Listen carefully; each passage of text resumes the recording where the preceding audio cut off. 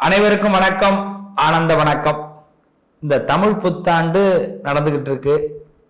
இந்த நேரத்தில் ஒவ்வொரு ராசிக்கும் ஆதாயம் எவ்வளவு, விரயம் எவ்வளவு அப்படிங்கிறத பற்றி தான் இந்த தலைப்பு. அவசியம் இந்த வீடியோவை பார்க்குறவங்க வெறும் வீடியோவை மட்டும் பார்க்காம பார்க்கறத விட்டுட்டு ஃபாலோ பண்ணுங்க.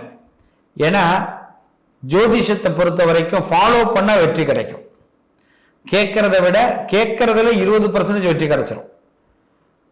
நான் எப்பயுமே ஒன்று சொல்லுவேன், உனக்கு ஒரு பெரிய கஷ்டம் வருதுப்பா அப்படின்னா ஒரு ஜோதிஷத்தை போய் கேட்குறோம், நான் ரொம்ப தடுமாறுற சாமி, எனக்கு என்ன பண்றதுன்னே தெரியல, கடனில் தத்தளிக்கிறேன், வீடு கட்டணும்னு நினைச்சேன், வீட்டில் கடன் வாங்கிட்டேன், வீடு கட்ட முடியல, இல்லை கல்யாணம் பண்ண முடியல, குழந்தை இல்லை, ஏதோ ஒரு பிரச்சனை, ஒரு பெரிய பிரச்சனையின் காரணமா ஜோதிடரை போய் பார்க்கும்.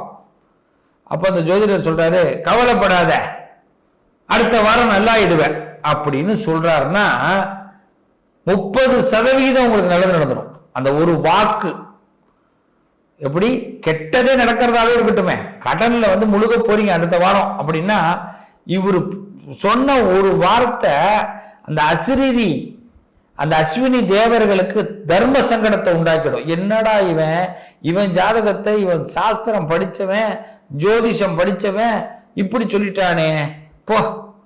ஆனாலும் உங்க கர்மான்னு ஒண்ணு இருக்கு, உங்க விதி ஒண்ணு இருக்கு, அதுக்கு பலன் கொடுக்கணும். இருந்தாலும் அந்த விதி இவருடைய பிளான் படி அந்த பாதி கர்மாவை பாதி விதியை மாற்றக்கூடிய வல்லமை ஜோதிஷத்தில் ஜோதிடர்களுக்கு இருக்கு. சரி, இது ஒரு 30% போயிட்டா இப்ப அர்த்தம் ஜோதிடர் சொல்வார், நீ இந்த கோயிலுக்கு போய் ஒரு விளக்கு போடு அப்படின்னு. நம்ம என்ன பண்ணுவோம், அடுத்த நாள், இது தள்ளி போடக்கூடாது, அடுத்த நாளே நம்ம கிளம்பி போய் அந்த கோயிலுக்கு போய் ஒரு விளக்க போடணும். பக்கத்துல இருந்த அந்த கோயில் ரொம்ப தூரம் இருக்குங்க, நான் என்ன பண்றது அப்படின்னா அந்த சாமி இந்த உருவத்துல இங்க இருக்கும். இப்போ திருத்தணியில போய் முருகனை விளக்கு போடணும்னா நம்மளால கிளம்பி போக முடியும்னு வச்சுப்போம். மலேசியாவில் இருக்கும், சார் நாளைக்கு நான் எப்படி திருத்தணி போறது, உங்க ஊர்ல முருகன் கோயிலுக்கு போங்க, அங்க போய் முருகா திருத்தணியில் இருக்கிற முருகன் நீ இங்க இருக்க நான் நம்புறேன் அப்படின்னு ஒரு விளக்க போடுங்க. இன்னும் ஒரு 30% உங்களுக்கு வந்த மைனஸ் மாறிடும். அப்ப மீதி 40% தான். இப்ப உங்களுக்கு எவ்வளவு லாபம் ஆயிட்டு பாருங்க, 40% தான். இப்ப கண்டிப்பா கடன் அடைச்சிடலாம், கல்யாணம் ஆயிடும். என்ன நினைச்சு போன அது நடக்கும். உன் விதியை உன்னால வெல்ல முடியும். இந்த 40% மார்க் நம்மளால எடுக்க முடியாதா, ஜஸ்ட் பாஸ் பண்ண முடியாதா, சில விஷயத்தை மாத்தி யோசிக்கணும், அவ்வளவுதான். சரிதானே இப்ப நான் பேசுறது? இப்ப இந்த வருஷத்தை பொறுத்த வரைக்கும் கண்டிப்பா விரயமா ஆதாயமான்னு பார்த்துடலாமா? வாங்க பார்த்துருவோம். மேஷ ராசி, மேஷத்தை பொறுத்தவரை சமயோஜிதமாக நடக்கக்கூடியவர்கள், இடம் பார்த்து பாதையை உருவாக்கக்கூடியவர்கள், பாதை வெளிச்சத்தை உருவாக்கக்கூடியவர்கள். எவ்வளவு நல்ல மனுஷங்க பாருங்க மேசராசிக்காரங்க. ஒரு பெரிய காட்டிலேயே கொண்டு போய் விட்டுட்டா கூட அந்த காட்டுல வாழ்வாதாரமா வாழ முடியும்னு நிரூபிக்கக்கூடியவர்கள். ஆமா, அப்படிப்பட்ட வல்லமை கொண்டவர்களுக்கு சித்திர இந்த பிறந்திருக்கு விசுவாவசு வருஷம், தமிழ் வருஷம் 60, அதுல இந்த விசுவாவசு வருஷம் பிறந்திருக்கு. இதுல ஆதாயமா விரயமானு கேள்வி கேட்கலாமா? ஒண்ணு இல்லாததையே மிகப்பெரிய வலிமை படைக்க வைக்கக்கூடிய சக்தி கொடுக்கக்கூடியவர்கள் மேஷராசிக்காரர்கள். நான் எப்பயுமே ஒண்ணு சொல்லுவேன், மேஷராசிக்காரவங்க எதை கும்பிடுறீங்களோ இல்லையோ சின்னதா வேல் வச்சு கும்பிடுங்கன்னுவேன். ஏன்னா முருகனுடைய வேல் சக்தி கொடுத்தது, பராசக்தி கொடுத்தது. அந்த பராசக்தியே உங்க இடத்துல இருப்பா. நீங்க எங்கெல்லாம் தோத்து போற மாதிரி வரீங்களோ, எங்கெல்லாம் சிரமப்படுற மாதிரி வரீங்களோ, அந்த வேலை வச்சு வழிபாடு பண்ணீங்கன்னா மிகப்பெரிய முன்னேற்றம் ஏற்படும். அப்படிப்பட்ட மேஷத்திற்கு இந்த விசுவாவசு வருஷம் ஆதாயம் எத்தனை, அதுல யார் யாருக்கு எப்படி இருக்குன்னு பார்க்க போறோம். முதல்ல அஸ்வினி நட்சத்திரம். அஸ்வினி நட்சத்திரத்திற்கு இந்த சித்திரை மாதம் முதல், அதாவது இதெல்லாம் இப்ப என்ன பண்ணணும், 3 நாளா பிரிச்சுக்கணும். நீங்க கணக்கா தான் ஒவ்வொரு வருஷத்துலயும் இப்ப நம்ம கொடுக்க போறது இதுதான். இதுல இந்த விசுவாவசு வருஷத்தை 3 நாளா பிரிச்சுக்கணும். முதல் 4 மாதம், 2வது 4 மாதம், 3வது 4 மாதம். இந்த முதல் 4 மாதம் அஸ்வினி நட்சத்திரத்திற்கு அமோகமா இருக்கும். கடைசி 4 மாதம் மிக அருமையா இருக்கும். இந்த நடுவுல இருக்கிற 4 மாதம் கொஞ்சம் சுமாரா இருக்கும். அது 0 3 0 1 அப்படிங்கிற நம்பர்ல வருது. அப்ப முதல் 4 மாசம் ஃபர்ஸ்ட் கிளாஸ். சித்திரை, வைகாசி, ஆனி, ஆடி, ஆவணி, புரட்டாசி, ஐப்பசி, கார்த்திகை சுமாரா இருக்கும். அந்த நேரத்தில் அமைதியா இருக்கு. அடுத்த கடைசி 4 மாசம் மிக யோகமாக இருக்கும். மார்கழி, தை, மாசி, பங்குனி சிறப்பா இருப்பீங்க. அப்ப மேஷத்தை பொறுத்தவரை அஸ்வினி நட்சத்திரக்காரர்களுக்கு சொன்னேன். அடுத்தது பரணி. 3 விஷயங்கள், 3 நாளும் 3 நாள் 12. முதல் 4 மாசம் அமோக வளர்ச்சி. முதல் 4 மாசம் சித்திரை, வைகாசி, ஆனி, ஆடி அமோக வளர்ச்சி, எதிர்பார்த்ததெல்லாம் நடக்கும். அடுத்தது ஆவணி, புரட்டாசி, ஐப்பசி, கார்த்திகை சுமாரான வளர்ச்சி. அடுத்தது பிரம்மாண்ட யோகம் மார்கழி, தை, மாசி, பங்குனி, கவலைப்பட வேண்டாம். கிருத்திகை நட்சத்திரம் முதல்ல 4 மாசம் கொஞ்சம் சுமாரா போகும். ஆமா, சித்திரை, வைகாசி, ஆனி, ஆடி. அடுத்த 4 மாசம் ஆவணி, புரட்டாசி, ஐப்பசி, கார்த்திகை மிக அருமை. அதே மாதிரி மார்கழி, தை, மாசி, பங்குனி மிக மிக விசேஷம்.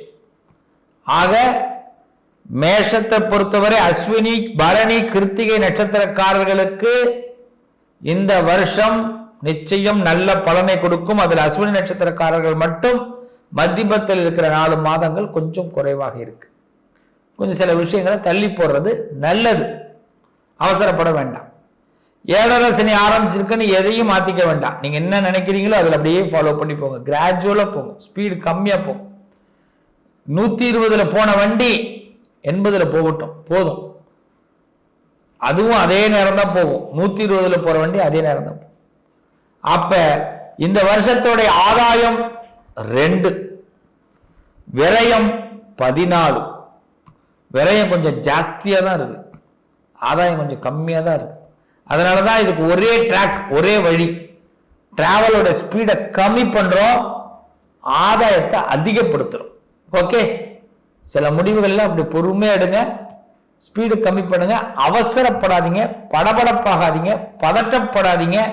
குடும்பத்துக்காகவோ தொழிலுக்காகவோ மனுஷங்களுக்காகவோ எதுவுமே ஃபீல் பண்ணாதீங்க, பொறுமையா போங்க.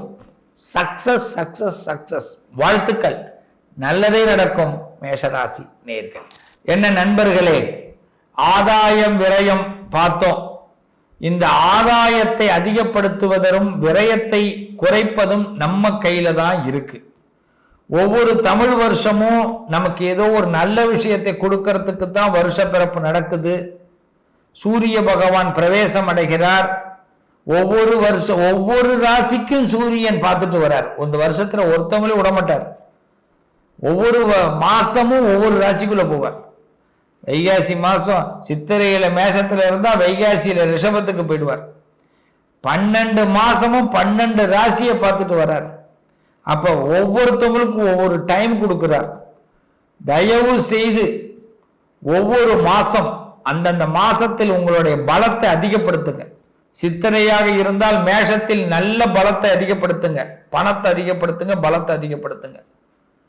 வைகாசி மாசத்துல ரிஷபராசிக்காரர்கள், மிதுன ராசிக்காரர்கள் ஆனி மாதம், ஆடி மாதத்தில் கடகராசிக்காரர்கள், சிம்ம ராசிக்காரர்கள் ஆவணி மாதம், புரட்டாசி மாதத்திலே கன்னி ராசிக்காரர்கள், ஐப்பசி மாசத்திலே துளாராசிக்காரர்கள், விருச்சக ராசிக்காரர்கள் கார்த்திகை மாதம், மார்கழி மாதத்திலே தனுர் ராசிக்காரர்கள், தை மாதத்திலே மகர ராசிக்காரர்கள், மாசியிலே கும்பராசிக்காரர்கள், மீனத்திலே பங்குனி ராசிக்காரர்கள். இந்த 12 பங்குனி மாதம் மீனராசிக்காரர்கள் எப்படி மாத்திட்டம் பார்த்தீங்களா?